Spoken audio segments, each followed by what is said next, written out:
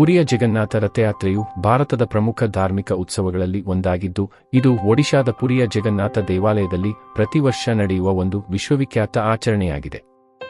ಈ ರಥಯಾತ್ರೆಯು ಭಗವಾನ್ ಜಗನ್ನಾಥ, ಬಲರಾಮ ಮತ್ತು ಸುಭದ್ರೆಯವರನ್ನು ಒಳಗೊಂಡ ತ್ರಿಮೂರ್ತಿಗಳ ವಿಶಿಷ್ಟ ಆರಾಧನೆಯ ಸಂಕೇತವಾಗಿದೆ.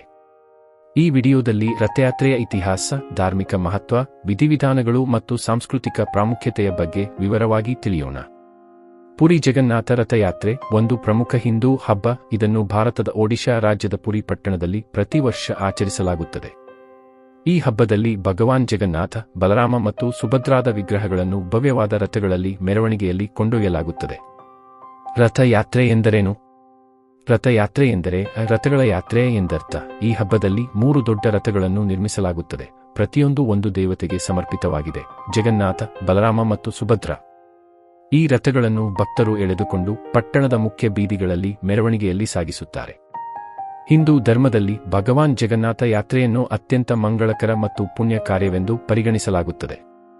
ಪಂಚಾಂಗದ ಪ್ರಕಾರ ಜಗನ್ನಾಥ ಯಾತ್ರೆಯನ್ನು ಪ್ರತಿ ವರ್ಷ ಆಷಾಢ ಮಾಸದ ಶುಕ್ಲ ಪಕ್ಷದ 2ನೇ ದಿನಾಂಕದಂದು ಆಚರಿಸಲಾಗುತ್ತದೆ.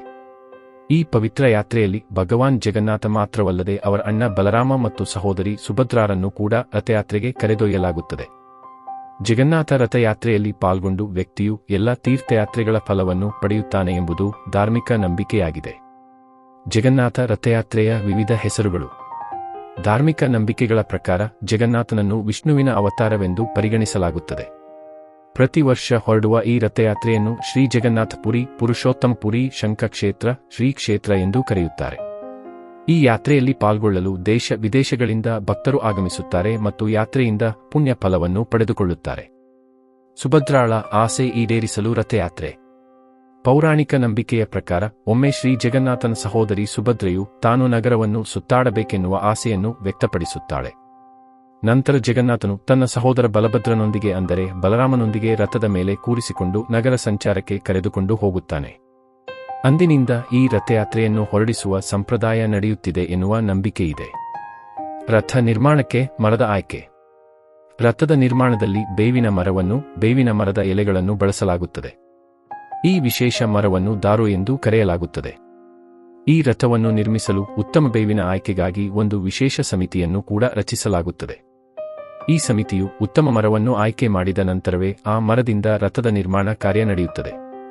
ಜಗನ್ನಾಥನಿಗೆ ಅಭಿಷೇಕ ಮಾಡುವ ನೀರಿನ ಮಹತ್ವ. ಧಾರ್ಮಿಕ ಆಚರಣೆಗಳ ಪ್ರಕಾರ ಜ್ಯೇಷ್ಠ ಮಾಸದ ಹುಣ್ಣಿಮೆಯ ದಿನದಂದು ಭಗವಾನ್ ಜಗನ್ನಾಥನಿಗೆ 108 ಕಲಶದ ನೀರಿನಿಂದ ಅಭಿಷೇಕ ಮಾಡಲಾಗುತ್ತದೆ. ಇದರಲ್ಲಿ ನಾವು ಗಮನಿಸಬೇಕಾದ ಮುಖ್ಯವಾದ ಅಂಶವೆಂದರೆ ಜಗನ್ನಾಥನ ಅಭಿಷೇಕಕ್ಕೆ ಬಳಸುವ ನೀರಿರುವ ಬಾವಿಯನ್ನು ವರ್ಷಕ್ಕೊಮ್ಮೆ ಮಾತ್ರ ತೆರೆಯಲಾಗುತ್ತದೆ. ಅದಕ್ಕಾಗಿಯೇ ಈ ಯಾತ್ರೆಯನ್ನು ಸ್ನಾನಯಾತ್ರೆ ಅಂತಲೂ ಕರೆಯಲಾಗುತ್ತದೆ. ಈ ಯಾತ್ರೆಯ ನಂತರ ಭಗವಂತನು 15 ದಿನಗಳ ಏಕಾಂತ ವಾಸವನ್ನು ತೆಗೆದುಕೊಳ್ಳುತ್ತಾನೆ. ರಥಯಾತ್ರೆಯಲ್ಲಿ ಚಿಕ್ಕಮ್ಮನ ಮನೆಗೆ ಭೇಟಿ ನೀಡುವ ಜಗನ್ನಾಥ. ಈ ರಥಯಾತ್ರೆಯಲ್ಲಿ ಭಗವಾನ್ ಜಗನ್ನಾಥ, ಬಲಭದ್ರ ಮತ್ತು ಸುಭದ್ರಾಳ ದರ್ಶನವನ್ನು ಪಡೆದ ನಂತರ ಗುಂಡಿಚಾ ದೇವಸ್ಥಾನವನ್ನು ತಲುಪುತ್ತಾರೆ. ಇದು ಅವರ ಚಿಕ್ಕಮ್ಮನ ಮನೆ ಎನ್ನುವ ನಂಬಿಕೆಯಿದೆ. ಇಲ್ಲಿಗೆ ತಲುಪಿದ ನಂತರ ಭಗವಂತನು ತನ್ನ ತಾಯಿಯ ಚಿಕ್ಕಮ್ಮ ಮಾಡಿದ ಖಾದ್ಯಗಳನ್ನು ಸ್ವೀಕರಿಸುತ್ತಾನೆ. ಇದರ ನಂತರ ಅವರು 7 ದಿನಗಳ ಕಾಲ ಈ ದೇವಾಲಯದಲ್ಲಿ ವಿಶ್ರಾಂತಿ ಪಡೆಯುತ್ತಾರೆ. ರಥಯಾತ್ರೆಯ ಇತಿಹಾಸ. ಪುರಿಯ ಜಗನ್ನಾಥ ರಥಯಾತ್ರೆಯ ಇತಿಹಾಸವು ಶತಮಾನಗಳಷ್ಟು ಹಿಂದಕ್ಕೆ ಕೊಂಡೊಯ್ಯುತ್ತದೆ. ಒಡಿಶಾದ ಪುರಿಯ ಜಗನ್ನಾಥ ದೇವಾಲಯವು 12ನೇ ಶತಮಾನದಲ್ಲಿ ಗಂಗ ವಂಶದ ರಾಜ ಚೋಡಗಂಗ ದೇವನಿಂದ ನಿರ್ಮಿತವಾಯಿತು ಎಂದು ಐತಿಹ್ಯವಿದೆ. ರಥಯಾತ್ರೆಯ ಆರಂಭವು ಇದಕ್ಕಿಂತಲೂ ಹಿಂದಿನ ಕಾಲದ್ದಾಗಿರಬಹುದು ಎಂದು ಕೆಲವು ಐತಿಹಾಸಿಕ ದಾಖಲೆಗಳು ತಿಳಿಸುತ್ತವೆ. ಈ ಉತ್ಸವವು ಭಗವಾನ್ ಜಗನ್ನಾಥನ ದಿವ್ಯ ಲೀಲೆಯ ಒಂದು ಭಾಗವಾಗಿದ್ದು, ಶ್ರೀಕೃಷ್ಣನ ದ್ವಾರಕೆಯಿಂದ ಗೋಕುಲಕ್ಕೆ ಭೇಟಿಯ ರೂಪಕವಾಗಿ ಆಚರಿಸಲಾಗುತ್ತದೆ. ಪುರಾಣಗಳ ಪ್ರಕಾರ ಜಗನ್ನಾಥನು ತನ್ನ ಸಹೋದರ ಬಲಭದ್ರ ಮತ್ತು ಸಹೋದರಿ ಸುಭದ್ರೆಯೊಂದಿಗೆ ತನ್ನ ಚಿಕ್ಕಮ್ಮನ ಮನೆಯಾದ ಗುಂಡಿಚಾ ದೇವಾಲಯಕ್ಕೆ ಭೇಟಿ ನೀಡಲು ರಥದಲ್ಲಿ ಸಂಚರಿಸುತ್ತಾನೆ. ಈ ಯಾತ್ರೆಯು ಭಕ್ತರಿಗೆ ದೇವರ ಸಾನ್ನಿಧ್ಯವನ್ನು ದೇವಾಲಯದ ಗೋಡೆಗಳಿಂದ ಹೊರಗೆ ಜನಸಾಮಾನ್ಯರ ಮಧ್ಯಕ್ಕೆ ಕೊಂಡೊಯ್ಯುವ ಸಂಕೇತವಾಗಿದೆ. ರಥಯಾತ್ರೆಯ ಧಾರ್ಮಿಕ ಮಹತ್ವ. ರಥಯಾತ್ರೆಯು ಭಗವಾನ್ ಜಗನ್ನಾಥನ ಭಕ್ತರಿಗೆ ಅತ್ಯಂತ ಪವಿತ್ರವಾದ ಘಟನೆಯಾಗಿದೆ. ಈ ಉತ್ಸವವು ಭಕ್ತಿಯ, ಸಮಾನತೆಯ ಮತ್ತು ಐಕ್ಯತೆಯ ಸಂದೇಶವನ್ನು ನೀಡುತ್ತದೆ. ಜಗನ್ನಾಥನ ರಥವನ್ನು ಎಳೆಯುವುದು ಭಕ್ತರಿಗೆ ಒಂದು ದಿವ್ಯ ಅನುಭವವಾಗಿದ್ದು, ಇದರಿಂದ ಅವರ ಪಾಪಗಳು ನಾಶವಾಗುತ್ತವೆ ಮತ್ತು ಆಧ್ಯಾತ್ಮಿಕ ಶುದ್ಧಿಯಾಗುತ್ತದೆ ಎಂಬ ನಂಬಿಕೆಯಿದೆ. ಜಗನ್ನಾಥನ ಮೂರ್ತಿಯು ಅತ್ಯಂತ ವಿಶಿಷ್ಟವಾಗಿದ್ದು, ಇದು ಸಾಂಕೇತಿಕವಾಗಿ ಎಲ್ಲ ಜಾತಿಗಳು, ವರ್ಗಗಳು ಮತ್ತು ಸಮುದಾಯಗಳ ಒಗ್ಗಟ್ಟನ್ನು ಪ್ರತಿನಿಧಿಸುತ್ತದೆ. ರಥಯಾತ್ರೆಯ ಸಂದರ್ಭದಲ್ಲಿ ಎಲ್ಲರೂ ಒಂದೇ ರೀತಿಯ ಭಕ್ತಿಯಿಂದ ರಥವನ್ನು ಎಳೆಯುತ್ತಾರೆ. ಇದು ಸಾಮಾಜಿಕ ಸಮಾನತೆಯ ಸಂದೇಶವನ್ನು ಸಾರುತ್ತದೆ. ರಥಯಾತ್ರೆಯ ವಿಧಿವಿಧಾನಗಳು. ರಥಯಾತ್ರೆಯು ಆಷಾಢ ಮಾಸದ ಶುಕ್ಲ ಪಕ್ಷದ ದ್ವಿತೀಯ ತಿಥಿಯಂದು ಆರಂಭವಾಗುತ್ತದೆ. ಈ ಉತ್ಸವವು ಸಾಮಾನ್ಯವಾಗಿ ಜೂನ್ ಅಥವಾ ಜುಲೈ ತಿಂಗಳಲ್ಲಿ ನಡೆಯುತ್ತದೆ. ಈ ಉತ್ಸವವು 9 ದಿನಗಳ ಕಾಲ ನಡೆಯುತ್ತದೆ ಮತ್ತು ಇದರ ಪ್ರಮುಖ ಘಟನೆಗಳು ಈ ಕೆಳಗಿನಂತಿವೆ. ನವಕಾಳೆಯವರ ರಥಯಾತ್ರೆಗೆ ಮೊದಲು ನಿರ್ದಿಷ್ಟ ಕಾಲಾಂತರದಲ್ಲಿ ಜಗನ್ನಾಥ, ಬಲಭದ್ರ ಮತ್ತು ಸುಭದ್ರೆಯವರ ಮೂರ್ತಿಗಳನ್ನು ಹೊಸದಾಗಿ ತಯಾರಿಸಲಾಗುತ್ತದೆ. ಇದಕ್ಕೆ ನವಕಾಳೆಯವರ ಎಂದು ಕರೆಯಲಾಗುತ್ತದೆ. ಈ ಪವಿತ್ರ ಕಾರ್ಯವು ಒಂದು ದೊಡ್ಡ ಧಾರ್ಮಿಕ ವಿಧಿಯಾಗಿದೆ. ಸ್ನಾನಯಾತ್ರೆ. ರಥಯಾತ್ರೆಗೆ ಕೆಲವು ದಿನಗಳ ಮೊದಲು ಜಗನ್ನಾಥ, ಬಲಭದ್ರ ಮತ್ತು ಸುಭದ್ರೆಯವರಿಗೆ ಸ್ನಾನಯಾತ್ರೆಯ ಸಂದರ್ಭದಲ್ಲಿ 108 ಕಲಶಗಳಿಂದ ಸ್ನಾನ ಮಾಡಿಸಲಾಗುತ್ತದೆ. ಇದರಿಂದ ಮೂರ್ತಿಗಳು ಜ್ವರಕ್ಕೆ ಒಳಗಾಗುತ್ತವೆ ಎಂದು ಭಾವಿಸಲಾಗುತ್ತದೆ ಮತ್ತು ಈ ಸಮಯದಲ್ಲಿ ಅವರನ್ನು ಗರ್ಭಗುಡಿಯಿಂದ ಹೊರತೆಗೆದು ಚಿಕಿತ್ಸೆ ನೀಡಲಾಗುತ್ತದೆ. ರಥ ನಿರ್ಮಾಣ. ರಥಯಾತ್ರೆಗಾಗಿ 3 ದೊಡ್ಡ ರಥಗಳನ್ನು ತಯಾರಿಸಲಾಗುತ್ತದೆ.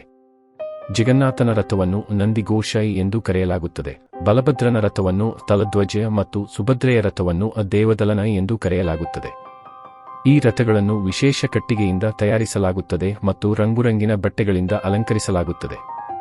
ರಥಯಾತ್ರೆ ಉತ್ಸವದ ಮುಖ್ಯ ದಿನದಂದು ಜಗನ್ನಾಥ, ಬಲಭದ್ರ ಮತ್ತು ಸುಭದ್ರೆಯವರನ್ನು ದೇವಾಲಯದಿಂದ ರಥಗಳಿಗೆ ವರ್ಗಾಯಿಸಲಾಗುತ್ತದೆ.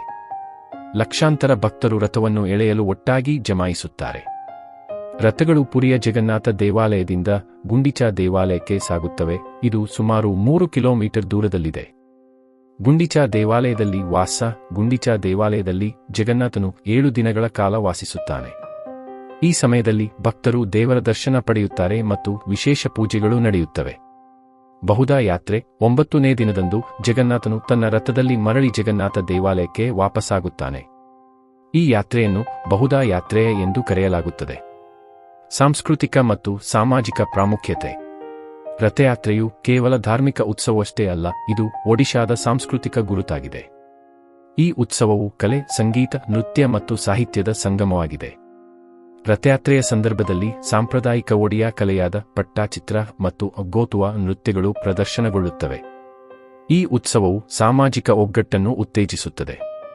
ಎಲ್ಲ ಜಾತಿಗಳು, ಧರ್ಮಗಳು ಮತ್ತು ಸಾಮಾಜಿಕ ವರ್ಗಗಳ ಜನರು ಒಟ್ಟಿಗೆ ರಥವನ್ನು ಎಳೆಯುವುದರ ಮೂಲಕ ಭಕ್ತಿಯಲ್ಲಿ ಒಂದಾಗುತ್ತಾರೆ.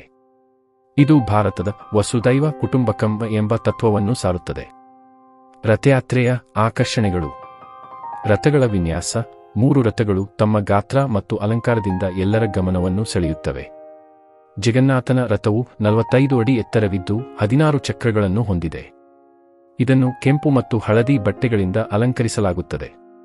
ಚೇರ ಪಹಾರ. ರಥಯಾತ್ರೆಯ ಸಂದರ್ಭದಲ್ಲಿ ಪುರಿಯ ಗಜಪತಿ ರಾಜರು ರಥದ ಮೇಲೆ ಚಾಮರ ಸೇವೆಯನ್ನು ಮಾಡುತ್ತಾರೆ. ಇದನ್ನು ಚೇರ ಪಹಾರ ಎಂದು ಕರೆಯಲಾಗುತ್ತದೆ. ಇದು ರಾಜರಿಗೂ ಜಗನ್ನಾಥನ ಭಕ್ತರಾಗಿ ಸೇವೆ ಸಲ್ಲಿಸುವ ಸಂಕೇತವಾಗಿದೆ. ವಿಶ್ವಾದ್ಯಂತ ಆಕರ್ಷಣೆ. ರಥಯಾತ್ರೆಯು ಇಂದು ಜಗತ್ತಿನ ವಿವಿಧ ಭಾಗಗಳಲ್ಲಿ, ವಿಶೇಷವಾಗಿ ಇಸ್ಕಾನ್ ಸಂಸ್ಥೆಯ ಮೂಲಕ ಆಚರಿಸಲಾಗುತ್ತದೆ. ಲಂಡನ್, ನ್ಯೂಯಾರ್ಕ್ ಮತ್ತು ಇತರ ನಗರಗಳಲ್ಲಿ ರಥಯಾತ್ರೆಯು ಜಗನ್ನಾಥನ ಭಕ್ತಿಯನ್ನು ವಿಶ್ವದಾದ್ಯಂತ ಹರಡಿದೆ. ರಥಯಾತ್ರೆಯ ಸವಾಲುಗಳು. ರಥಯಾತ್ರೆಯ ಆಯೋಜನೆಯು ಒಂದು ದೊಡ್ಡ ಕಾರ್ಯವಾಗಿದ್ದು, ಇದಕ್ಕೆ ಸಾಕಷ್ಟು ಸಿದ್ಧತೆ ಮತ್ತು ಯೋಜನೆಯ ಅಗತ್ಯವಿರುತ್ತದೆ.